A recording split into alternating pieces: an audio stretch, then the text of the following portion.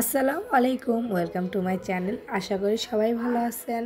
আমরা সবাই ভালো আছি আল্লাহর অশেষ রহমতে। তো আজকে শীতের সবজি দিয়ে হলো পাস্তা রান্না করব।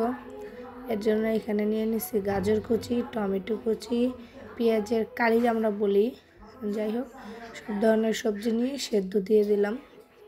তো এটা হলো এখানে কিছুই দিব না, এমনি সবজিগুলো সেদ্ধ করে নিলাম আর পাস্তার মধ্যে তেল আর লবণ দিয়ে সেদ্ধ করে নিব। সেদ্ধর পর একটা জালিতে ঢেলে নিব। আর এখানে ডিম আমি গোলাইয়া তারপর একটা ফ্রাই প্যানে ভাজা নিব। পুরো গুঁড়া গুঁড়ো করবো না, ঝুরঝুরা করবো না, একটু আস্তে আস্তে মতো সাইজ অনুযায়ী ছোটো ছোটো পিস করে কাইটা নিব। তারপর ওই ডিমগুলো উঠিয়ে রাখলাম আরেকটা পাত্রে। আর এখানে হলো পেঁয়াজ আর মরিচগুলো হালকা ভাজবো। ভাজার পরে এর মধ্যে আমি দিয়ে দেবো টমেটো কুচিগুলো। বেশি ভাজবো না, পাস্তা একটু কাঁচা কাঁচা পেঁয়াজে ভাল লাগে। আর এই যেই আস্ত যে পেঁয়াজগুলো, এগুলো চাইলে সেদ্ধ মধ্যে দেওয়া যায়, এখানেও ভাজার মধ্যে দিলেও হয়। আর পাশে আমার ছেলেও ভিডিও করতেছে।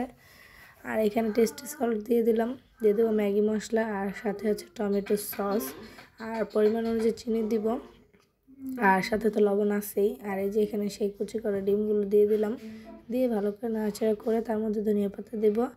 ধনিয়া পাতা দিয়ে অল্প একটু পানি দিব, যাতে এই যে ধনিয়া পাতা তারপরে সবজি যদি একটু কাঁচা থাকে সব কিছু মিলিয়ে সেদ্ধ হয়ে যাবে।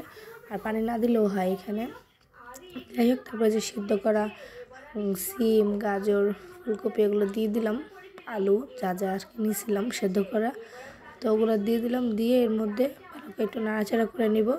নাড়াচাড়া করার পরে দিয়ে দেবো পাস্তাগুলো ভালো করে মিক্সড করব। মিক্সড করে তারপরে পাস্তাটা রান্না করা হয়ে যাবে, একটু পানি আছে, পানিটা শুকানোর পরে আমি নামাই ফেলবো। আমার ফুল ভিডিওটি যদি ভালো লেগে থাকে তাহলে অবশ্যই লাইক কমেন্ট শেয়ার করতে ভুলবেন না। সাথে সাবস্ক্রাইব তো আছে, আর পাশে থাকা বেল আইকনটি বাজিয়ে দিবেন।